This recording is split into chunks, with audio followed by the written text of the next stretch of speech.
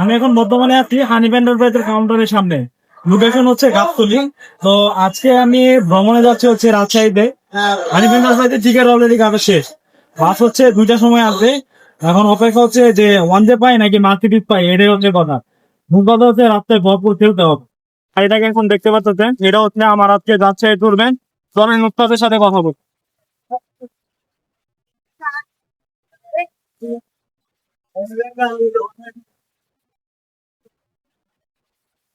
যাচ্ছি আপনার সাথে রাজশাহীতে। তো উনি হচ্ছে আমাদের উস্তাদ, ওনার সাথে আজকে যাচ্ছি রাজশাহী। ভোর 2টার বাস গাবতলী বাস টার্মিনালে এসে পৌঁছায় প্রায় 2টা 40 মিনিটে এবং কাউন্টার থেকে প্রায় 40 মিনিট পর গাড়ি ছাড়লো। 2টা 40-এ রওনা দেওয়ার পর চিন্তা ভাবনা ছিল যে সঠিক সময়ে কি রাজশাহীতে পৌঁছাতে পারবো কিনা, কিন্তু সব চিন্তার অবসান ঘটিয়ে দিল যখন আমি দেখতে পারি গাড়ির সিরিয়াল নাম্বার ছিল 15-32-85।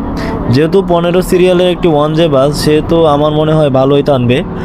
যেইটা ভাবনা সেটাই কাজ, কারণ হচ্ছে আমি মোটামুটি ভালো পরিমাণে স্পিড পেয়েছি হানিফের এই গাড়িটিতে।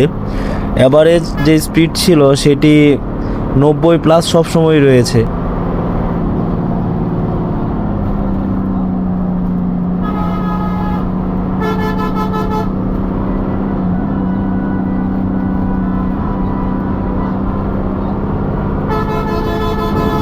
সাভার থেকে আশুলিয়া পর্যন্ত খুব ভালোভাবে যেতে পেরেছি, কিন্তু কথা হচ্ছে চান্দুরাতে নতুন রাস্তা করার জন্য খুবই ভোগান্তি ভুগতে হয়েছে আমাদের। প্রায় 1 থেকে 1.5 ঘন্টার সময় অতিবাহিত হয়ে গেছে ওই জ্যামে পড়েই। কিন্তু তারপরেও চিন্তা ছিল না, কারণ চান্দুরার পরে থেকে বাকি রাস্তাটুকু সম্পূর্ণ ফাঁকাই ছিল।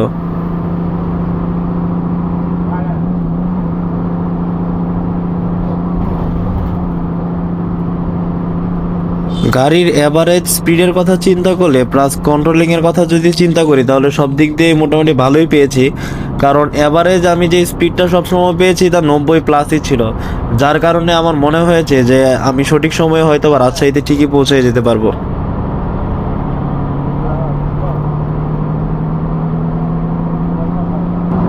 কথায় আছে, উত্তরের গাড়িগুলো যতই জ্যামে পড়ুক কিংবা লোকা যাত্রী টানুক না কেন, তারা দিন শেষে সঠিক সময়ে গন্তব্যে পৌঁছে দেয়।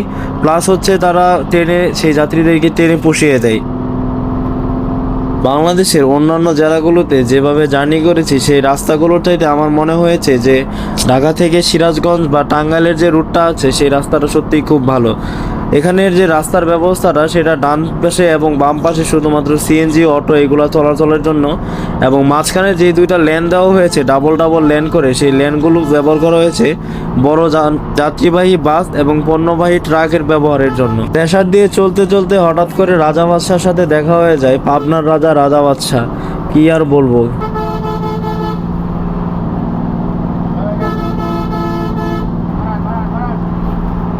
আজকের গাবতলী থেকে রাজশাহীর যে জার্নিটা ছিল প্রায় 7 থেকে 8 ঘন্টা সময় লাগার কথা ছিল, কিন্তু আমাদের সময় লেগেছে মাত্র 5 ঘন্টা। আমরা প্রায় 8টা থেকে 8:30টার ভিতরে রাজশাহী শহরের ভিতরে পৌঁছে যাই। এর প্রধান কারণ হচ্ছে যে ড্রাইভার সাহেব ছিলেন, উনি খুব ভালোভাবে আমাদেরকে গন্তব্যে পৌঁছে দেয়। হানিফকে যে বলা হয় সড়ক পথে বিমানের ছোঁয়া, তা সত্যি আমি আজকে টের পেয়েছি। এর কারণ হচ্ছে রোডে যেই পরিমাণ স্পিড প্লাস হচ্ছে যেই পরিমাণ কন্ট্রোলিং ছিল ভালো, তা দেখে আমার মনে হয়েছে যে সত্যি হানিফ হচ্ছে সড়ক পথে বিমানের ছোঁয়া দেওয়ার জন্যই।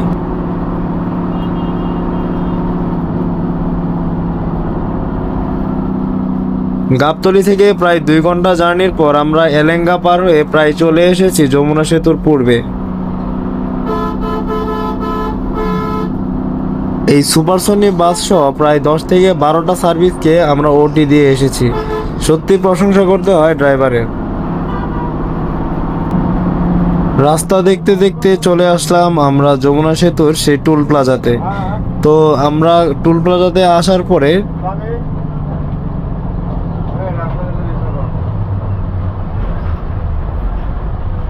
গাড়িটি টুল প্লাজার সামনে দাঁড় করিয়ে টুল দিয়ে আমরা বের হয়ে যাই যমুনা সেতুর উদ্দেশ্যে। তো সামনে যে ভিউটা দেখতে পারতেছেন সেটা হচ্ছে সেই যমুনা সেতু। যমুনা সেতুতে ওঠা আজকে নিয়ে আমার 7বারের মতো হয়ে গেছে, তবে বাসে এটাই প্রথমবার।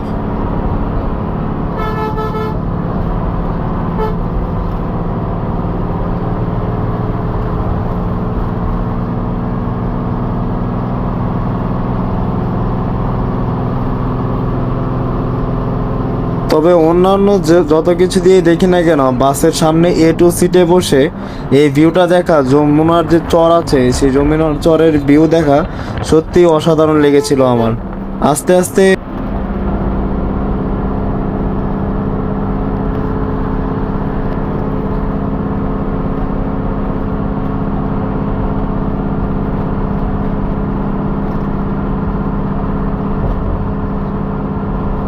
যমুনা সেতু দেখতে দেখতে আমরা চলে আসি সিরাজগঞ্জে সেই ন্যাশনাল ফুড ভিলেজে।